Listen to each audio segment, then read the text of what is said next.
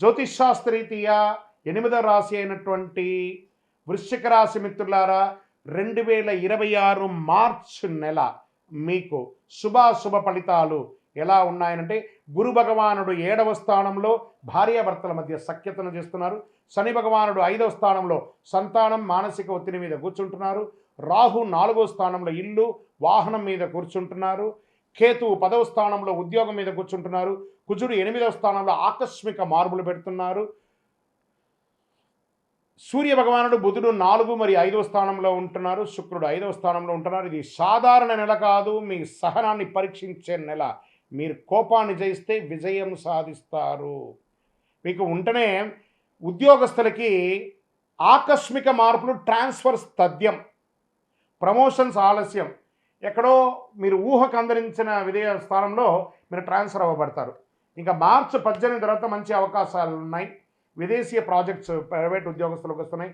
సహచరులతో జాగ్రత్తగా ఉండండి. అసాంఘికమైనటువంటి కార్యక్రమాలకి పాల్పడకండి. ప్రభుత్వ ఉద్యోగస్తులు మీరు ఉద్యోగం కూడా కోల్పోయే అవకాశం ఉన్నాయి. ప్రైవేట్ రంగం వాళ్ళు మీ పై అధికారులు స్ట్రెస్ ఇస్తే టెంప్ట్ అయిపోయి వెంటనే రిజైనింగ్ ఇచ్చేయకండి. స్త్రీ పురుషులు ఎవరు కూడాను కొంచెం సమన్వయం పాటించండి. ఖచ్చితంగా మంచి రోజులు వస్తున్నాయి. ఉగాది తర్వాత మంచి మంచి అవకాశాలు రాబోతున్నాయి. వృశ్చిక రాశికి 2026 ఉంది చూసారా, ఇది జాక్పాట్ ఇయర్ అని చెప్పచ్చు. ఉగాది వరకు కాస్త స్లోగా ఉండండి. ఇక్కడ నేను మళ్ళీ చెప్తున్నాను, వృశ్చిక రాశి వారికి ఇప్పటి నుంచి ఒక 1 ఇయర్ జాక్పాట్. గురుగారు మీరు చెప్తూనే ఉన్నారండి, మాకు జరగట్లేదండి అని అంటే దాని మీ యొక్క లగ్నంలో ఎలా ఉందో మిగతా రాశులు ఎలా ఉన్నాయో చెప్తున్నాయి. గోచార ప్రకారంగా చెప్తున్నాను. వృశ్చిక రాశి వారికి 100కు 1000 మార్కులు ఈ సంవత్సరం 2026, 27 మీరు ఊహకందని గొప్ప స్థితి కలబోతున్నారు.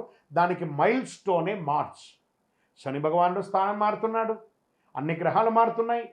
ఉగాది నెలలో శ్రవణం తర్వాత మీ యొక్క జీవితం ఎలా మారబోతుందంటే అసలు మీరు ఊహకందని విధమైనటువంటి అవకాశాలు రాబోతున్నాయి. కానీ మీరు ప్రయత్నం చేయాలి, బాగా గుర్తుపెట్టుకోండి. ఇంకా ప్రైవేట్ రంగం వారికి చాలా జాగ్రత్తగా ఉండాలి. వ్యాపారంలో మీరు అనుకున్న దానికంటే గొప్పగా ఉంటారు. ఫ్రాంచైజ్ మోడల్లో ఎక్స్పాన్షన్ ఆఫ్ యువర్ బిజినెస్కి ఒక నాడి వేసుకుంటారు. మంచిగా